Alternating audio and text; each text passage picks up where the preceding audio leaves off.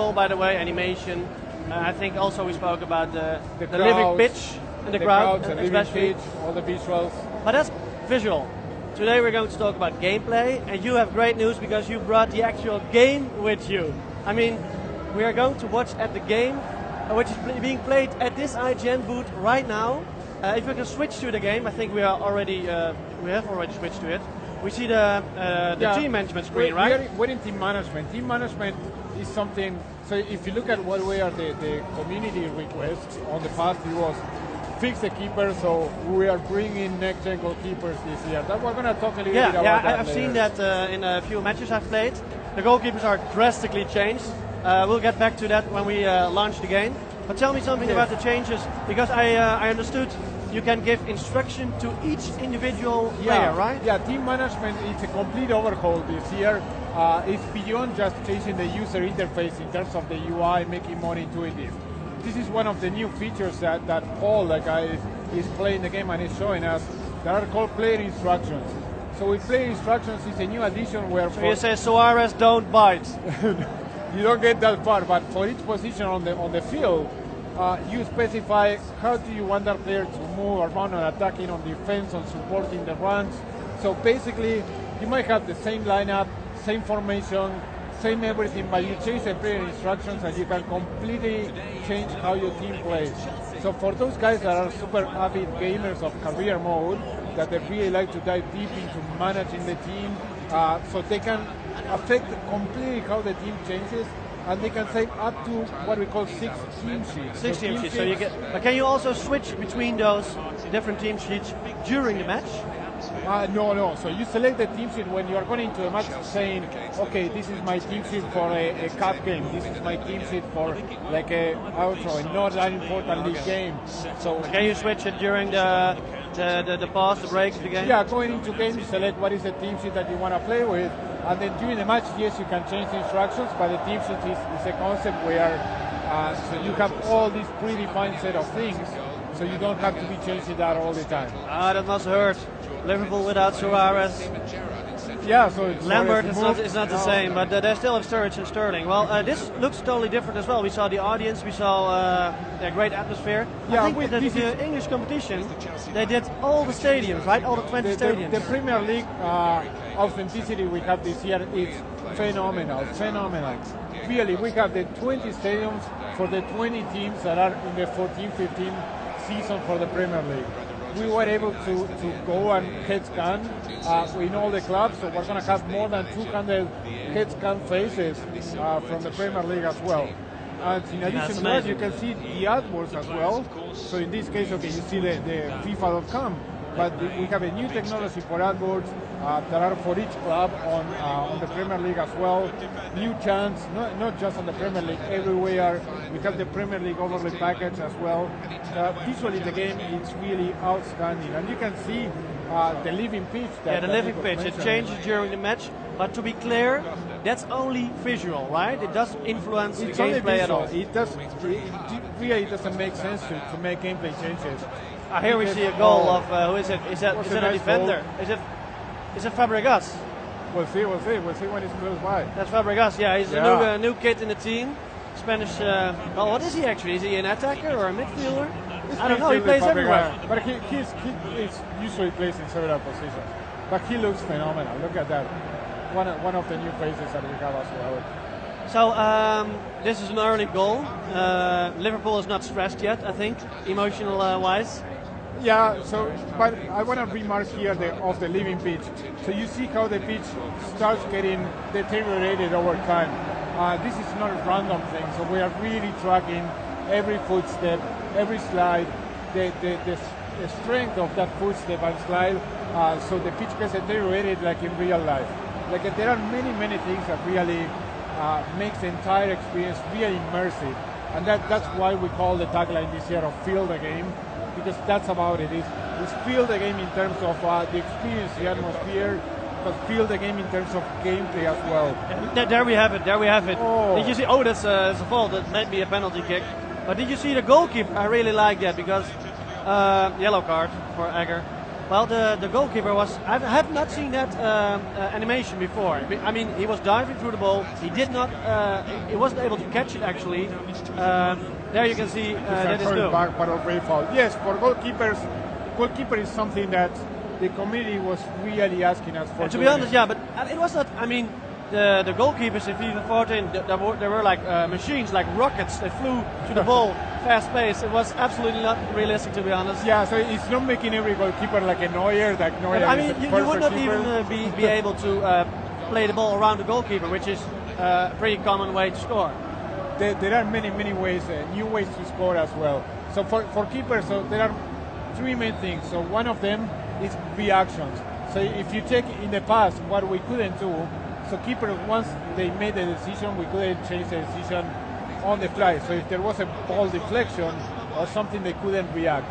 So right now, if the ball deflects, there is a curve, the keepers can adjust their legs, their arms, so they can react towards every change of situation to try to save the ball.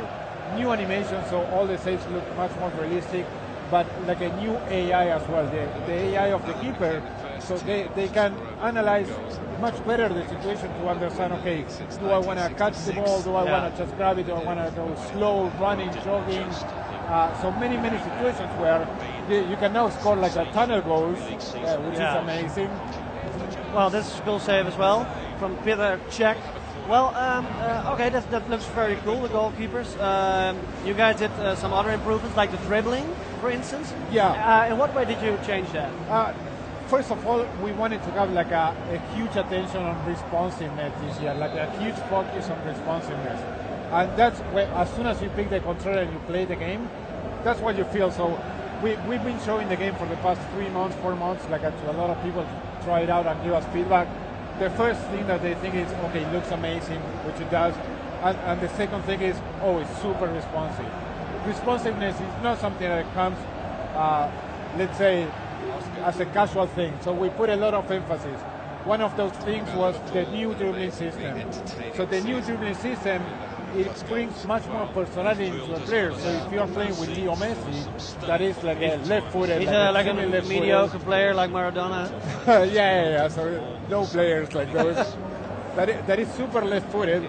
So when you're dribbling with him, you can see how he prefers using the left foot all the time and only using the right when it makes sense. We completely model the contacts of the boots with the ball, like the proper physics for that we didn't have in the past.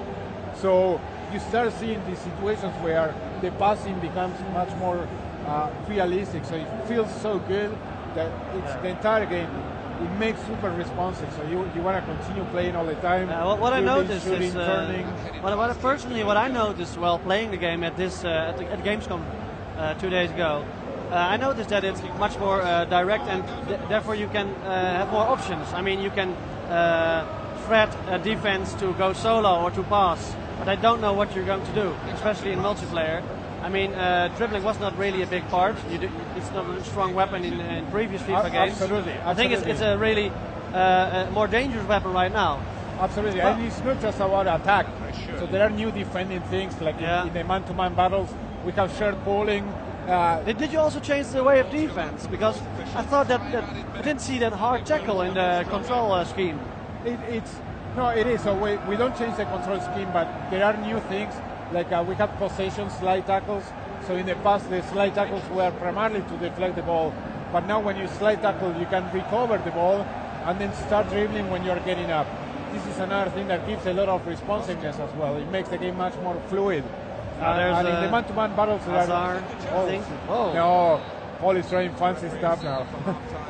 He's playing on the difficulty of semi-pro. I want to show you this, but Paul is skipping the match highlights that are really good. So we changed the highlights as well to make it much more relevant in terms of having letterbox, like a pulse effects, and really telling the story of the match. The highlights, but you usually skip them, like you did now.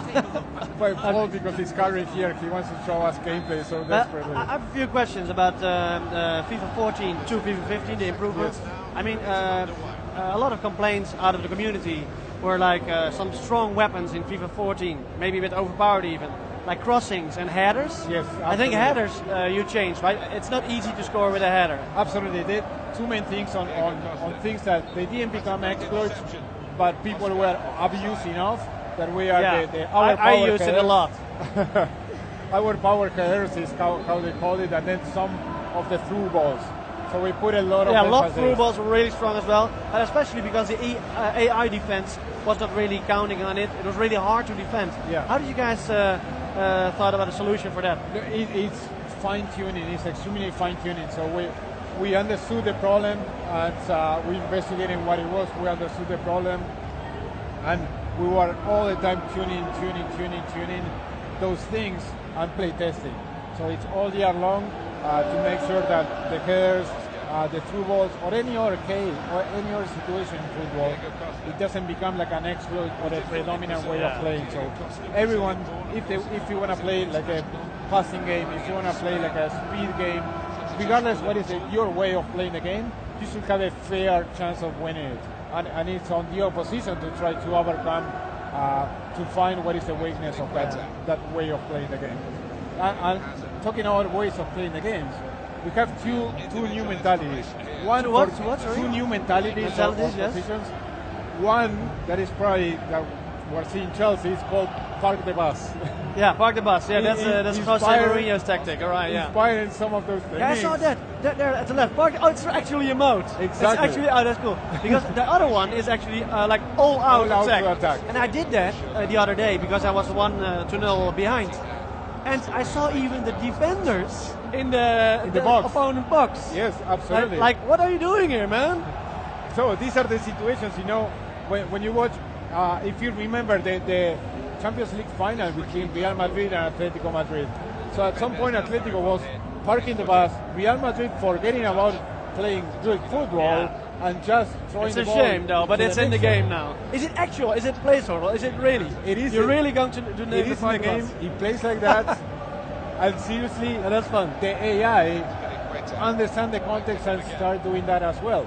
You start seeing time wasting as well. Time wasting not in the sense of taking time for having a throw in, but people like the opponent just grabbing the ball and instead of trying to score, just going on the sideline, going to a corner kick to have possession. Oh, wow, that's a great shot, but it's also a great pass, and that's.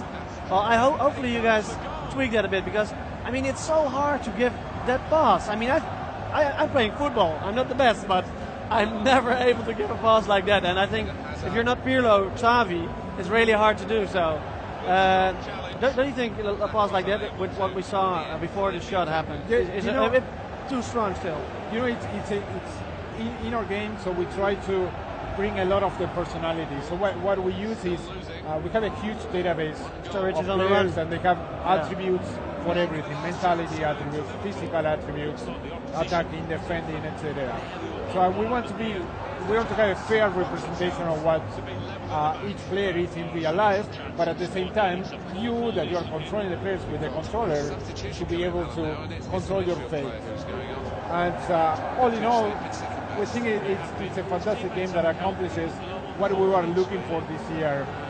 That is about huge responsiveness, having a game that is super fun to play, being online, being with your friends, like we're sitting together right now, or a solo in the board. So we really have a fun game to play that is accessible, you can master. It's fantastic. It's fantastic, bringing all that passion for football. And then in addition to that, we have tons of game modes, so not just career mode, like many new things that we're doing in Ultimate Team. That is I play mostly seasons, but season is good. And so one new feature that we have in seasons, you know that one thing that was annoying in seasons is that every time you finish a game, you need to set up everything again. Yeah. So now what you have directly as soon as you finish the game is play next match. Okay. So I can revenge myself faster. Exactly. It reduces the friction. We have something similar in clubs that we call round-based multiplayer. So we got inspired in first-person shooters. You know that you play the game, and at the end of the session you have a countdown, and then you are jumping to the next session. Well, we have the same in clubs. So you don't have to set up and everything again, but you'll just carry over and over and over. So you do what is the most important thing to That's use. good. That's a good usability improvement. All right, very cool. Absolutely. So this game is only a boring 1-0 victory. You cannot expect more from Chelsea, I think. Let's try to see the highlights now. Okay, the highlights. Let's look at the highlights. You see some of the emotional reactions. He is annoyed. He wants to win. He actually scored. Why is he annoyed? Well, Cesc Fabregas always that kind of face.